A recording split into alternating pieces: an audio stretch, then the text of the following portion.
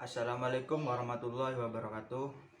Perkenalkan, nama saya Revanda Alvanur Rahman, NIM E20192198 dari Fakultas Ekonomi Bisnis Islam, Prodi Ekonomi Syariah 5. Baik, di sini saya akan menganalisis 3 video untuk memenuhi UTS dari Bapak Abdul Wadud Nafis LC MEI, yaitu yang pertama uang dan fungsinya, yang kedua inflasi dalam perspektif ekonomi konvensional dan Islam, dan yang ketiga ekonomi Islam. Baik, di sini saya akan menjelaskan tentang ekonomi Islam. Ilmu ekonomi adalah sebuah cabang ilmu yang membahas dan mempelajari tentang perilaku manusia dalam memenuhi kebutuhan dan memuaskan. Ekonomi Islam adalah ilmu ekonomi, sebuah cabang ilmu yang membahas dan mempelajari tentang perilaku manusia dalam memenuhi kebutuhannya dan memuaskannya untuk mencapai berdasarkan pada prinsip-prinsip dan nilai Al-Quran, Sunnah, Ijma' dan Qiyas. Ijma' adalah sebuah kesepakatan ulama-ulama setelah wafatnya Nabi. Kedua, Qiyas adalah menyamakan sesuatu yang baru yang tidak ada atau menyamakan sesuatu masalah yang baru yang tidak ada. Perbedaan antara ekonomi Islam, kapitalis, dan sosialis. Yang pertama, dalam ekonomi Islam itu sumbernya Al-Quran, As-Sunnah, Ijma' dan Qiyas.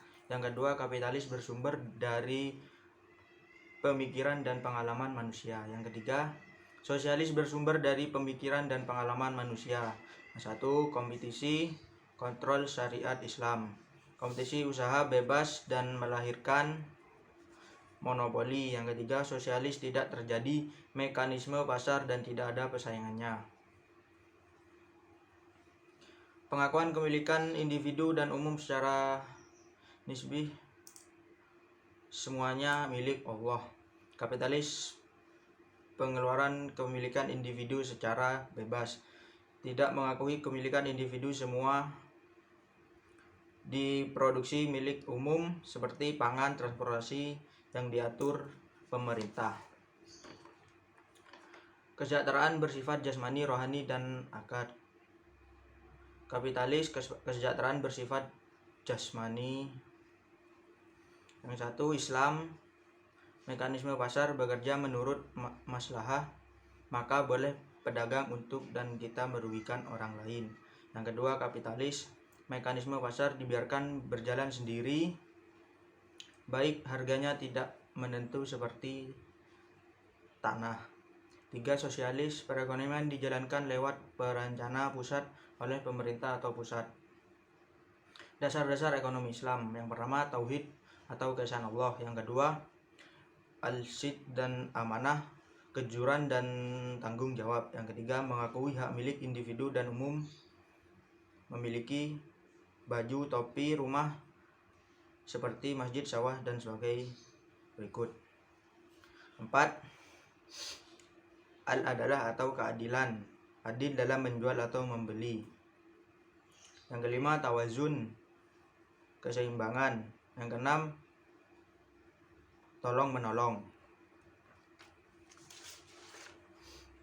Prinsip-prinsip ekonomi Islam bebas dari maghrib, maisir, mengandung jual, gharar, penipuan, riba harus sama, contohnya dengan perak 2 gram ya 2 gram.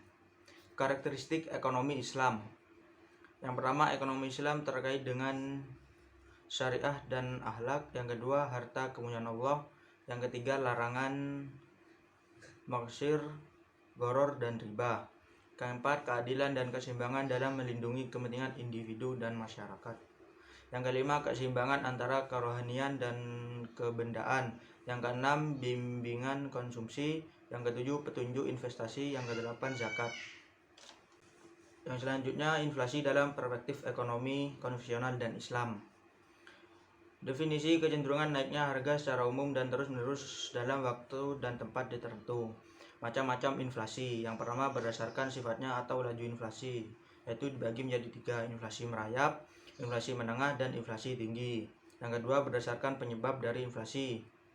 Berdasarkan penyebab inflasi, inflasi timbul karena permintaan masyarakat akan berbagai terlalu kuat.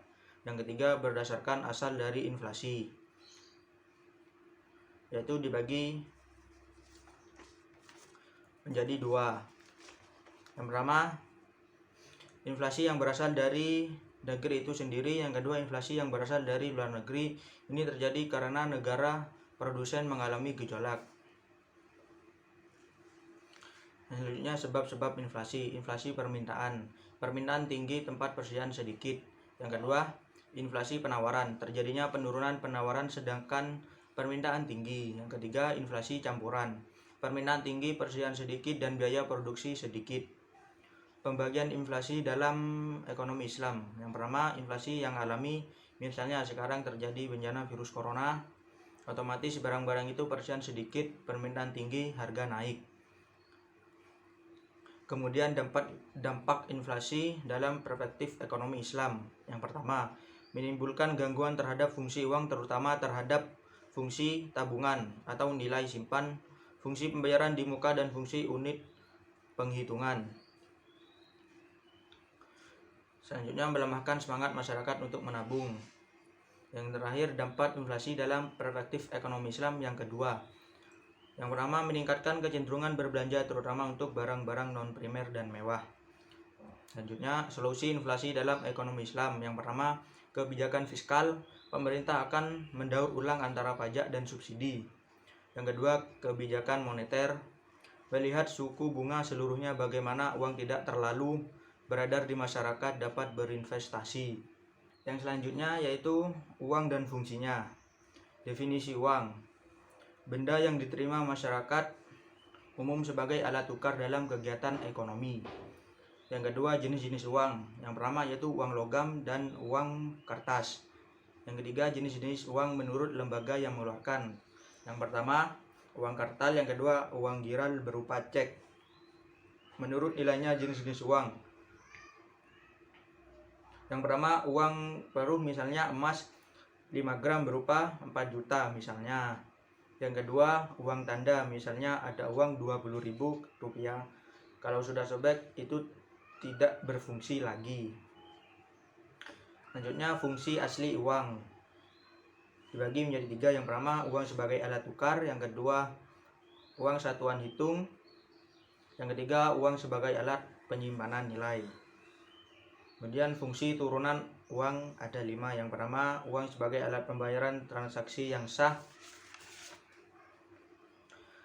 Yang kedua, uang sebagai alat pembayaran utang. Yang ketiga, uang sebagai alat penimbun kekayaan. Yang keempat, uang sebagai alat pemindah kekayaan.